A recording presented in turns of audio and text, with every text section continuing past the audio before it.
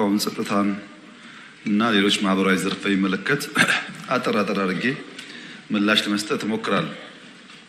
ጸጥታን በሚመለከት ከብዙዎቻችሁ የተነሳው ኮንሰርን በጣም ትክክለኛ ኮንሰርን ነው። ለኢትዮጵያ ሰላም ያስፈልጋል። ለኢትዮጵያ መረጋጋት ያስፈልጋል። በኢትዮጵያ ውስጥ የቆየው እርስ በርስ የመጋጨት ጦርነት ማብቃት ይኖርበታል የተባለው ትክክለኛ ሀሳብ ነው። ማብቃት አለበት። ነገር ግን ኢትዮጵያ ደካማ ሆና እንድትኖር ኢትዮጵያ በሁለት እግሯ መቆም እንዳትችል የሚሰሩ ሀገራት ባሉበት ሁኔታ ኢትዮጵያውያን የናሽናል ኢንትረስትን ለይተው ማወቅ ካልቻሉ ለፖለቲካ ፍጆታ ብቻ ለጥላት ፍላጎትና ጥያቄዎች ተላልፈው ከተሰጡ የተሟላ ሰላም ማምጣት ያስቸግራል። የኢትዮጵያን እድገት እና በሁለት እግር መቆም የማይፈልጉ ሀገራት በጦርነት ሊያሸንፉን እንደማይችሉ ያውቁታል። ባዳዎቹ በደንብ ያውቁታል። ለምን? የኢትዮጵያን አቅም ላኪው ያውቀዋል፣ ተላላኪው ግን ይጓጓል። በተነገረው ቁጥር ዘሎ እዚህ የሚመጣ ስለሚመስለው ይጓጓል። ጉጉት የወለደው በሽታ ነው። እየተላከ እንደሆነ ያውቃል። በራሱ ዓላማ ላይ እንዳልቆመ ያውቃል። እሱ የያዘውን ሀሳብ ይዞ ቢመጣ ለውጥ እንደማያመጣ ያውቃል። ግን ጉጉት ይይዘዋል። ባለፈውም ብያለሁ፣ ኢትዮጵያ ውስጥ የሆነን ሰፈር እገነጥላለሁ የሚልም እጠቀልላለሁ የሚልም ገቢር ነበብ አይደለም። ኢትዮጵያ ለመገንጠልም ለመጠቅለልም አትመችም። በተግባር ኢትዮጵያን ካለማወቅ፣ በቅጡ የኢትዮጵያን ባህል ካለማወቅ እና እንደው በጉጉትና መሻት ብቻ የሚጋልቡ ፈረሶች የነሱን ፍላጎት ለማሳካት ቀላል መንገድ ይመስላቸው ከጠላት ጋር ማበር ነው። ብዙዎቹን ካያችሁ ግን ሲባል ሰምቶ ነው። መገንጠል የሚለውም ሲባል ሰምቶ ነው። ማን እንደሚገነጥልም አያውቅም። መጠቅለል የሚያስበውም ሲባል ሰምቶ ነው። እንኳን ለመጠቅለል አክሮ ለመኖርም በጣም ከባድ ጊዜ እንደሆነ አይገባውም። ሲባል ሰምቶ ነው። ይሄ ችግር ባለበት የተሟላ ሰላም ማምጣት የራሱ ውጣ ውረድ አለው። ከታሪክ መማር ቢቻል ኖሮ በድፍን አፍሪካ የመሳሪያ አፈሙስ ይዘው መንግስታትን ተቃርነው ተዋግተው አሸንፈው ላሸነፉት ሀገር ልማትና ዲሞክራሲ ያመጣ አንድ ሀገር የለም። አንድ ታጥቆ ይመጣል፣ ታጥቆ ይመለሳል። ቅድም እንዳነሳሁት ነው። ኢህአዴግ 17 ዓመት ታግሎ መንግስት ከሆነ በኋላ ለ30 ዓመት ሰላም የነበረበትን ትግራይ ክልል እንኳን ከስንዴ እርዳታ መገላገል አልቻለም። በመሳሪያ የሚመጡ ሰዎች ብዙ ጊዜ ከመሳሪያ ያለፈ ነገር ማሰብ አይችሉም። ኢትዮጵያ ውስጥ ሰላማዊ የስልጣን ሽግግር ብቻ ነው የሚያስፈልገው። በሰላም ደግሞ መሄድ ትዕግስትና ጊዜ ይፈልጋል። ትዕግስትና ጊዜ ከሌለ አስቸጋሪ ነው። እኛ እንደ መንግስት ምን ተከተልን ያላችሁ እንደሆነ አንደኛ ችግር አለብኝ የሚል የትኛውም ኃይል ጋር መወያየት ነው። ለምሳሌ ሸኔ ጋር ተወያይተን ከፊል የሸኔ ኃይል በሰላም ገብቶ ስልጣን ላይ የሉ አልተወያየንም። ከትግራይ ወገኖች ጋር ተወያይተን ከፊሎቹ ገብተው ስልጣን ላይ የሉ።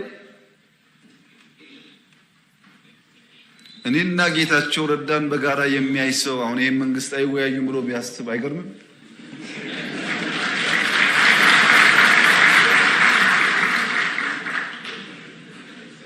ሰው ሊስት ይችላል።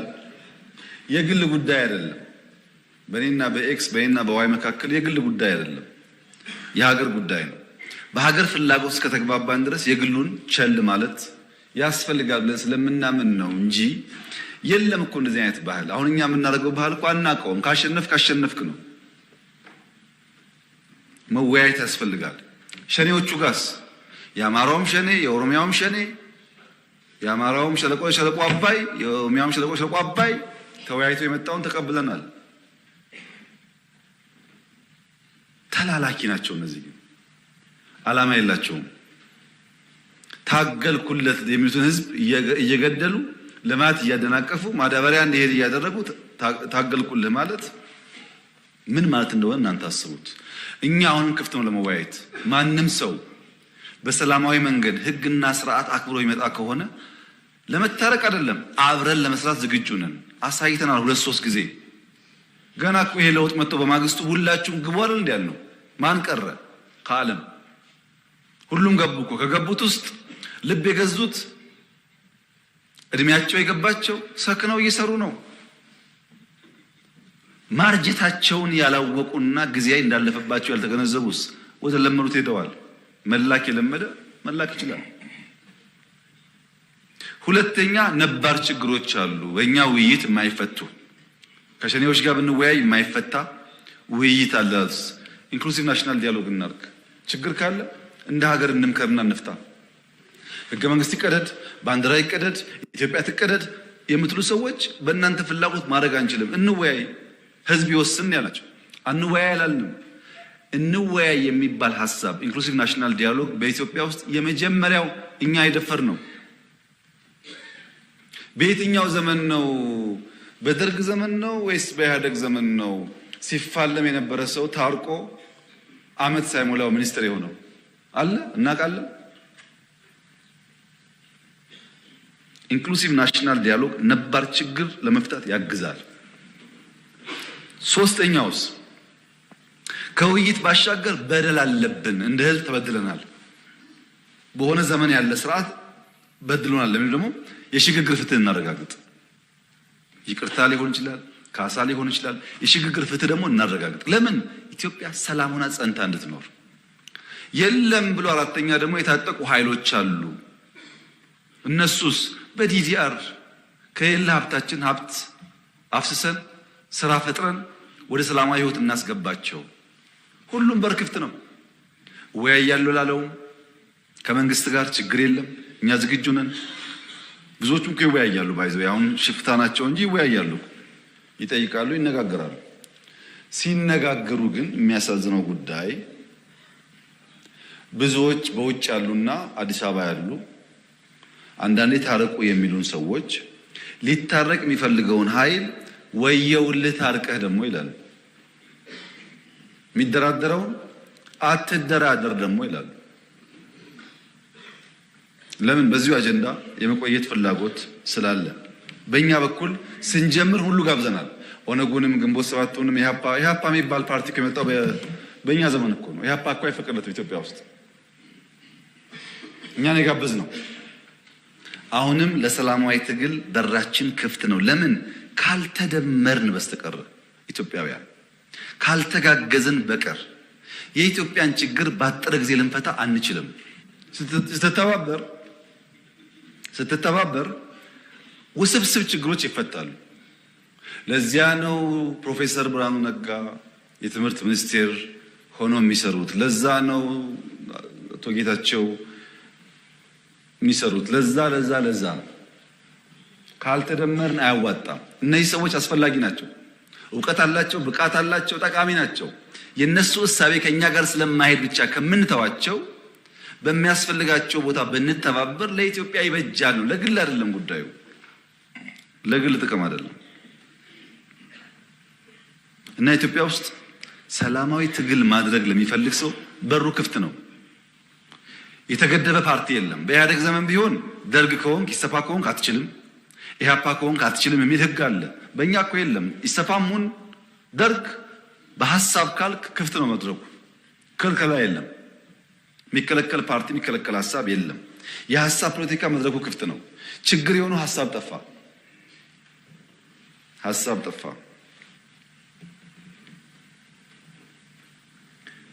ሐሳብ መጥፋቱን ለማወቅ የነዚህን ባንዳዎች ውሎ ማየት በቂ ነው። ሰው እኮ ከፍሬው ይታወቃል፣ ባይናገርም ከፍሬው ይታወቃል። ውሏቸውን ስታዩ ዛፍ በፍሬው እንደሚያስታውቀው ሁሉ እነሱ ያስታውቃሉ።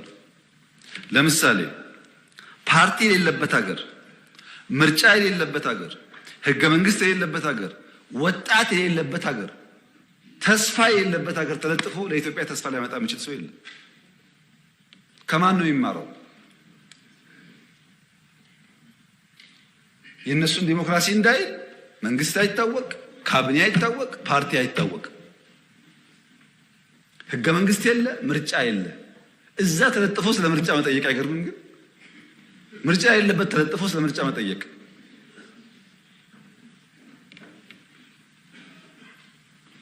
ኢትዮጵያ ሲያምርባት አይንም የሚቀላ ህዳሴ ሲያልቅ ምን ያስፈልጋል ህዳሴ ከሰው ያጣላናል የሚል የባህር በር ጥያቄ ሲነሳ የሚሸማቀቅ የሚያፍር ደፈር ብሎ 130 ሚሊዮን ህዝብ ያስፈልገዋል ለማለት የሚተናነቀው ለኢትዮጵያ ጥቅምና ብልጽግና ከጎኗ መቆም መድከም የማይሻ የማይፈልግ ራሱን እንደ ማንጎ የሚቆጥር ግራዋ ነው።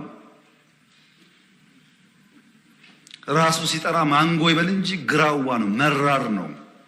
የኢትዮጵያ ደህንነትና ችግር የማይከፋው ከሆነ ራስን በጠራህበት መንገድ ብቻ ሳይሆን በፍሬ ትታወቃለህ። እኛ ልክ በፍሬያችን የምንታወቀው ማለት ነው። በከተማ ኮሪደር፣ በገጠር ኮሪደር፣ በስንዴ እርሻ፣ በግሪን ሌጋሲ እንደምንታወቀው አናውቅም ካላችሁ ጠይቁ። ዩኤንን በስንዴ ሸልሞናል፣ በግሪን ሌጋሲ ሸልሞናል።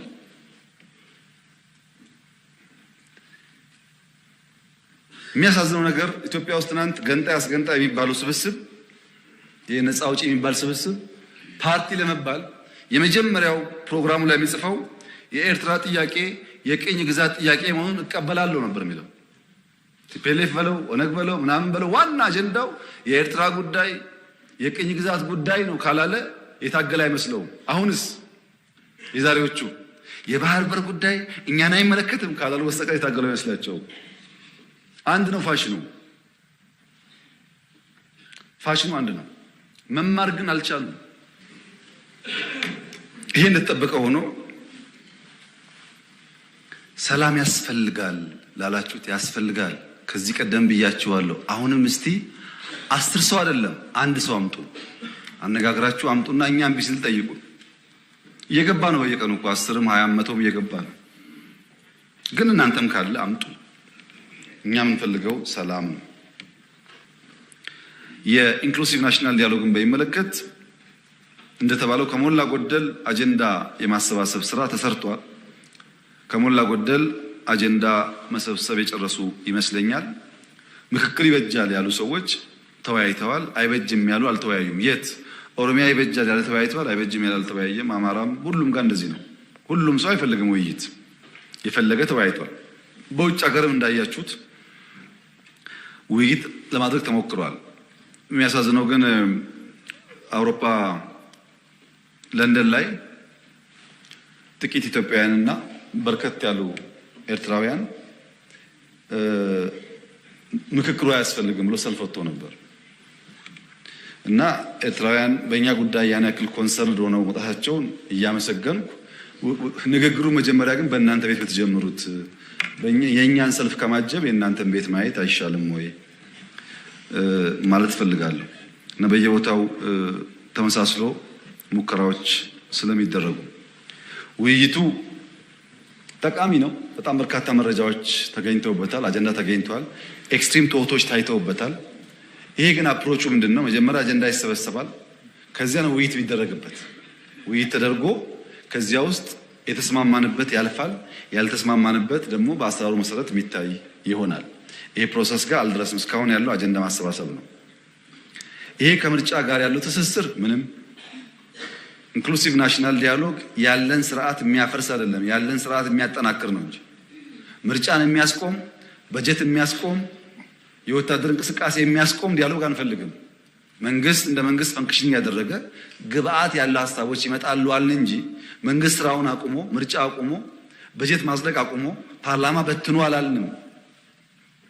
እና ከዛ በፊት ካለቀ እሰየው ግብአት እንወስዳለን፣ ከዛ በኋላ ካለቀም እሰየው ግብአት እንወስዳለን እንጂ ምርጫን የሚረብሽ ነገር ከንግግሩ ጋር የሚፈጠር አይመስለኝም። የምርጫ ስርዓቱ ላይ የሚያመጣው ለውጥ ደግሞ ካለስ ከምርጫ በፊት ከታየ ያኔ ይታያል፣ ከምርጫ በኋላ ከታየ ደግሞ ያኔ በሚወሰነው መንገድ የሚታይ ይሆናል። ምርጫ ግን ጊዜውን ጠብቆ የሚፈጸም ይሆናል። እዛው ላይ ያለን አንዳንድ ፍላጎቶች አሉ። እንትን ቦታ ወረዳ ላይ 3 ሽፍታ ስላለ ምርጫ አይካሄድም፣ እዛ ቦታ ኤርትራ ምርጫ ባይደረግ እያለች ስለሆነ ምርጫ አይደረግም ምናምን ብሎ የሚያስቡ ሰዎች አሉ። ምርጫ ይደረጋል። ምርጫ ለማድረግ ደግሞ መንግስት በቂ አቅም አለው። ምርጫ እንደ ውይይት ነው፣ የፍላጎት ጉዳይ ነው። ሀሳብ አለኝ ፈልጋለሁ ያለ ሰው መሳተፍ ይችላል። እርግጠኛ ሆኜ የምነግራችሁ 6ኛው ሀገራዊ ምርጫ እስካሁን ከነበረ ምርጫ የተሻለ ነው። ድፍን ኢትዮጵያ ሕዝብ ያውቀዋል። 7ኛው ደግሞ ይሻላል። ይሄ ምክር ቤትም አሁን ያለው መልክ አይኖረውም ብዬ እኔ አስባለሁ። ብዙ ድምጾች የሚገቡበት እንደሚሆን ተስፋ አደርጋለሁ። ያ ያስፈልጋል። ዴሞክራሲያዊ ምርጫ ማካሄድ አለብን። ሌላ ድምፅ ለመስማት ኦፕን መሆን አለብን። እንደ መንግስትም እንደ ፓርቲም አማራጭ ድምጾች የሌሉበት ምክር ቤት አይፈይድም፣ አይጠቅመንም። ያ እንደተጠበቀ ሆኖ እነሱ ሱፋቸው ስላልታጠበ ስላልተተኮሰ ምርጫ የሚቀር የሚመስላቸው ሰዎች ደግሞ ሞኞች ናቸው። እንደዛ አይደለም። ምርጫ ይካሄዳል እና ምርጫ ሳይደረግ ቀርቶ በማግስቱ ለጅትሜት ያለ መንግስት የሽግግር መንግስት እንላለን ብለው የሚቃዡ ቅየታሞች አሉ። ግን እንደዛ አይደለም። ምርጫ ይካሄዳል። ጊዜ እንዳያመልጣችሁ ተዘጋጁና ተወዳደሩ። ምርጫ ለማድረግ እንኳን ዘንድሮ ባለፈው ምርጫ አካሄደናል እኮ እየተዋጋን። እንኳን በባለፈው ምርጫ በ92 እኮ ኤርትራ ጋር እየተዋጋ ምርጫ አካሄደናል። እና ምን ለምርጫ ደግሞ ይሄ ሁሉ ልማት የሚያለማ መንግስት አሁን ለምርጫ ይቸገራል። እና እንደዛ አታስቡ፣ አትሞኙ፣ አትሸወዱ። ጠንከር ብላችሁ ወደ ምርጫ ግቡ። ደግሞ እንድታሸንፉ እንዲቀናችሁም ደግሞ ምኞቴ ነው። የኢትዮጵያ ብሔራዊ ጥቅም በሚመለከት የተከበረው ምክር ቤት እንዲገነዘብ የሚያስፈልገው ርትዓዊ ፍትሃዊ የበደል የመጨረሻው በደል የተፈጸመበት ሀገር ነው ኢትዮጵያ። ቢያንስ ይሄን መናገር አትከልክሉን። ጦርነት የለም ማለት የቶክስ ድምፅ አይሰማም ማለት አይደለም። እውነተኛ ፍትህ ካልተረጋገጠ በማንኛውም ሰዓት ጦርነት ሊፈጠር ይችላል። ፍትህ ለማረጋገጥ ነው የሰው ልጅ መትጋት ያለበት። ኢፍትሃዊና ኢርትዓዊ ውሳኔ ባለበት ሁኔታ የተሟላ ሰላም ሊፈጠር አይችልም። ይሄን መገንዘብ በእጅጉ ያስፈልጋል። ለምሳሌ አባይ ኢትዮጵያ ተጠቀመች እንጂ ማንን ጎዳች? ኢነርጂ አመረትን እንጂ መች ውሃ ከለከልን? የመጠቀም መብትማ ዓለም አቀፍ ሕግ ነው፣ መብታችን ነው። እኛ ማንችለው መጉዳት ነው። ፍላጎቱም የለንም፣ አልጎዳንም። ውሃው ጨመረ እንጂ መች ቀነሰ? እኛ ስንጠቀም የውሃው አማውንት ጨመረ እንጂ መች ቀነሰ? ሳንጠቀም ስጋቱ ድርቅ ነበር። አሁንስ ስጋቱ ጎርፍ አይደል እንዴ? ባንገድብ ኖሮስ ጎርፉ ምን ያመጣ ነበረ? እሱን ማሰብ ጥሩ ነው። ቀይ ባህር በሚመለከት መላ ኢትዮጵያ ሕዝብ የተከበረው ምክር ቤት በአንክሮ እንዲያ የምፈልገው ነገር አለ። እኛ የቀይ ባህር ጉዳይ ህጋዊ፣ ታሪካዊ፣ መልክዓ ምድራዊ እና ኢኮኖሚያዊ ጥያቄ ነው ብለን እናምናለን። ይሄ ጥያቄ አንዳንዱ ነገ ካልተመለሰ ይላል፣ አንዳንዱ ነገ እኔ ስመጣ ካልጀመርኩት ይላል። ሁለቱም አያስፈልግም። ቀይ ባህርን ኢትዮጵያ ለማጣት 30 ዓመት ከዚያ በላይ የወሰደ ትግል ነበር። ታውቃላችሁ። በ30 ዓመት ትግል ውስጥ በብዙዎች ርብርብ ነው ኢትዮጵያ ያጣችው። ሌላ 30 ዓመት ያስፈልጋታል ብዬ ግን አላስብም። በተረጋጋ መንገድ፣ በሰከነ መንገድ፣ በውይይት መሄድ በጣም አስፈላጊ ነው። የፈለገ ብንወያይ ግን ለማጣት የፈጀብን 30 ዓመት ለማግኘት ይፈጅብናል ብዬ ግን አላስብም።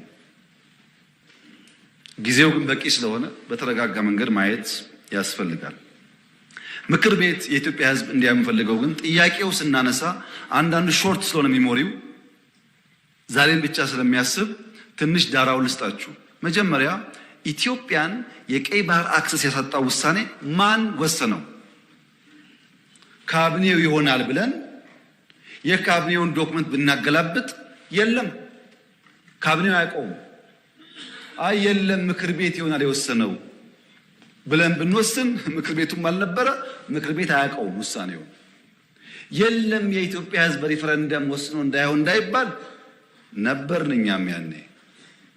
የኢትዮጵያ ሕዝብ ያልወሰነው ተወካዮቹ ያላዩት ቢያንስ ከአስፈጻሚ ካቢኔ ያላየው ውሳኔ ማን ወሰነው? ማጣትን የሚያክል ነገር ያጣንበት መንገድ ህጋዊነት ችግር እንዳለው ማሳያው ተቋሞች አልገቡበትም። ካቢኔው አያውቀውም። አንድ ገጽ ወረቀት ማግኘት አልቻልንም። እንዴት እንዳጣ ነው የሚያስረዳ እና ህዝብ የማያውቀው፣ ፓርላማ የማያውቀው፣ ካቢኔ የማያውቀው የኢትዮጵያን የባህር አክሰስ ውሳኔ የሚያሳጣ ነገር የወሰነው ማን ነው የሚል ጥያቄ ማንሳት እንዴት ስህተት ሊሆን ይችላል? ካለ ይነገረን። ከሌለ ግን ይሄ ጉዳይ ይሄን አንስቶ እንደ መድፋት አይደለም፣ የህልውና ጉዳይ ነው። ማን ወሰነው? ይሄ ነው ጥያቄው። እዚህ ጋር ሁለት ችግሮች አሉ። አንደኛው የተዛባ ትርክት ውጤት ነው። የሚገባንን መጠየቅ ነውር አድርጎ የሚያስብ የሚገባንን ማንሳት ትክክል አይደለም ብሎ የሚያስብ እሳቤ፣ ይሄ ደግሞ የትርክቱ ውጤት ነው። ግን ለእናንተ ለማስታወስ እንዲሆናችሁ ከግጭቱ በኋላ በኢትዮጵያና ኤርትራ መካከል ሰላም ሲፈጠር መጀመሪያ እኔ ወደ አስመራ ተጉዤ በኋላ የኤርትራው ፕሬዝዳንት ወደ ኢትዮጵያ ሲመጡ የመጀመሪያው መድረክ ያደረግነው ሚሊኒየም አዳራሽ ነው። ብዙ ህዝብ አለበት። በላይቭ ቲቪ ሁላችሁ ወይ ነበራችሁ ወይ ሰምታችኋል። ካልሰማችሁ አሁን ገብታችሁ ዩቲዩብ ላይ ስሙት። የመጀመሪያው ስብሰባ አሰብ ነው የሚለው እሳቸው ባሉበት ለህዝብ በሚገባው ልክ የረሳችሁን ለማስታወስ ብቻ ነው። ኤርትራ ስመላለስ አስመራን ካየው በኋላ ከክቡር ፕሬዝዳንቱ ጋር አሰብ መሄድ ፈልጋለሁ ብዬ አሰብ ሄጄ ነበረ። አሰብ ባህሩ ጋር ቆመን ያወራነው ምንድን ነው? ስለ ፖርት ነው። ተመልሳችሁ ማየት ትችላላችሁ። የት? ኤርትራ ምድር ውስጥ። ሶስተኛ የመደመር ትውልድ መጽሐፍ ላይ በግልጽ ጂኦፖለቲክስን አስፍሬ የአሰብ ጉዳይ አስቀምጬ ለኤርትራ ባለስልጣናት በስጦታ ልኬላቸዋለሁ። ሚስጥር እኮ አይደለም፣ ያውቁታል። ለሁሉም ልኬላቸዋለሁ። አራተኛ እናንተ የምታውቁት የዛሬ 6 ዓመት 5 ዓመት ባህር ኃይል አቋቁመናል እና እዚህ ውስጥ ነው አይኑ ባህር አቋቁመ ነው።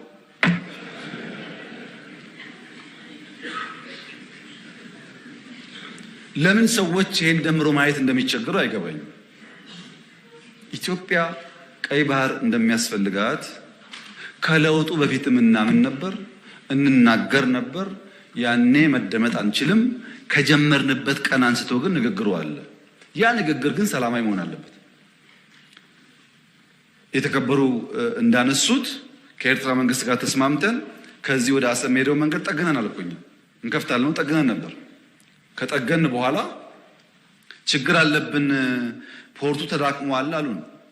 አሁን አንዳንዶች ልክ ጸቡ እንደ ኦቨርናይት የመጣ የሚመስለው ሰው እንደዛ አይደለም። ታሪኩ ስለማንናገረው ነው። መንገድ ጠግነን ከጨረስን በኋላ ፖርቱ ችግር አለበት ሲሉ የጋራ ወዳጅ የሆነ ሀገር ለምነን ጄኔሬተር እና ክሬን በእርዳታ ወደ ኤርትራ እንዲመጣ አድርገን አሰብ ፖርት ሲደርስ የኤርትራ መንግስት አልፈልግም ብሎ መለሰ። ያኔን የገባን ይሄ ነገር ለካ ተስፋ የለውም የሚለው መንገድ ጠገን ለምንም ብናመጣም ፍላጎት አልነበረም። ወደ ኤርትራ ልክ እንደ ሱዳን ልክ እንደ ጅቡቲ በእኛ ውጪ ፓወር ትራንስሚሽን ቀጥለን ፓወር እንስጣችሁ ጄኔሬተር አትጠቀሙ ብለንም ቆይ እናስብበት ነው የተባለው። አሰብ ሲሄድ የአሰብ ከተማ ቅድም ብያቸዋለሁ፣ ኢትዮጵያ ውስጥ የቤት ችግር አለ። 1.5 ሚሊዮን ቤት መገንባት አለብን ብያቸዋለሁ። አሰብ ሲሄድ ቤት አለ፣ በር አለ፣ ሰው የለም። ይሄ እውነተኛ ታሪክ ነው። ይህንን ከተማ መልሰን ህይወት እንስጠው፣ ስራ ነው ህይወት የሚያመጣለት የሚል በየጊዜው ተነጋግረናል። ሁሉም ኢንቮይ የሚሄደው ተወያይቶበታል። በኤርትራ በኩል በግልጽ ባላወቅነው መንገድ ለዚያ ጉዳይ ምላሽ ለመስጠት ብዙ ዝግጁ አልነበሩም።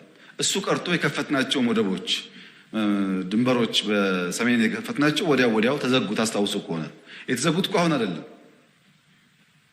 አሁን አይደለም። እናንተ ችግር እንዳለ ሳትሰሙ ነው የተዘጉት። እና የኤርትራ ህዝብ አሁንም ወንድም ህዝብ ነው፣ ምስኪን ህዝብ ነው፣ አገሩን ለቆ የተሰደደ ያለ ህዝብ ነው። ከዚህ ህዝብ ጋር በጋራ መስራት መተባበር ፍላጎታችን ነው። በፍጹም የውጊያ መሻት የለንም። በህጋዊና ንግግር ሊፈታ ይችላል ነው። ለብዙ ሀገራት በተናጠል ተናገር ያለው ምክር ቤት መስማት ከፈለገ ግን ለአሜሪካ፣ ለቻይና፣ ለራሻ፣ ለአውሮፓ፣ ለአፍሪካ አሁን በተከበረው ምክር ቤት መግለጽ የፈለገው ነገር የኢትዮጵያ የቀይ ባህር አክሰስ ጉዳይ አይቀሬ ስለሆነ ቅድሚያ የሚሰጠው ሰላምና ንግግር ስለሆነ እባካችሁን ሸምግሉንና መፍትሄ አምጡልን። ይሄው ጥያቄያችን። እኛ አሁን ሸመግልላችኋለን ሰላም ያስፈልጋል እያሉ ማዘናጋት ከሆነ ግን ብዙ መሄድ ጉዳዩ አይመስለኝም። ይሄ እኔ ስለፈለጋችሁ አይደለም፣ ናቹራሊ አይሆን ነገር ይሄው በአንድ ቀንም አንመልሰውም፣ በአንድ ቀንም አላጣነውም። ናቹራል ሂደቱን ተከትሎ ይሄዳል። እዛው ላይ ጥያቄው የተነሳው የውስጥ አጀንዳን ዳይቨርት ለማድረግ ነው ያሉት የተከበሩት። በእርግጥ ይሄን ነገር ከኤርትራውያን ሰምተናል፣ ብዙ ጊዜ ነግረውናል። ለምን ምክር ቤት እንደመጣ አላወቅኩም እንጂ ኤርትራውያን ይሄ ጉዳይ የሚነሳ ያለው የውስጥ ጉዳያቸውን ዳይቨርት ለማድረግ ነው ብለውናል። እንዴት ዞሮ እዚህ እንደመጡ ባይገባኝም ማለት ነው። እና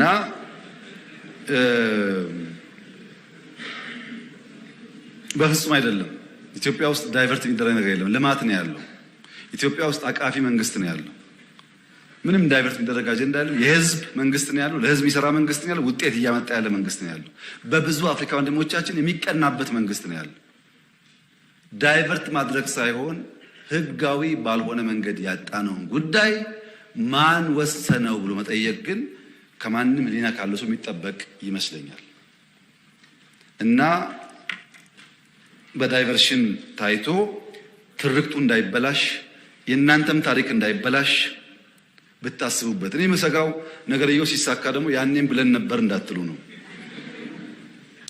የኛ መልእክት ለኤርትራ መንግስት፣ ኤርትራውያን ወንድሞቻችን ናቸው፣ ከነሱ ጋር ውጊያ አንፈልግም። ለኤርትራ መንግስት ያለ መልእክት አንደኛ ጥይት አስተላላፊ አትሆኑ፣ ሀገር ሁኑ።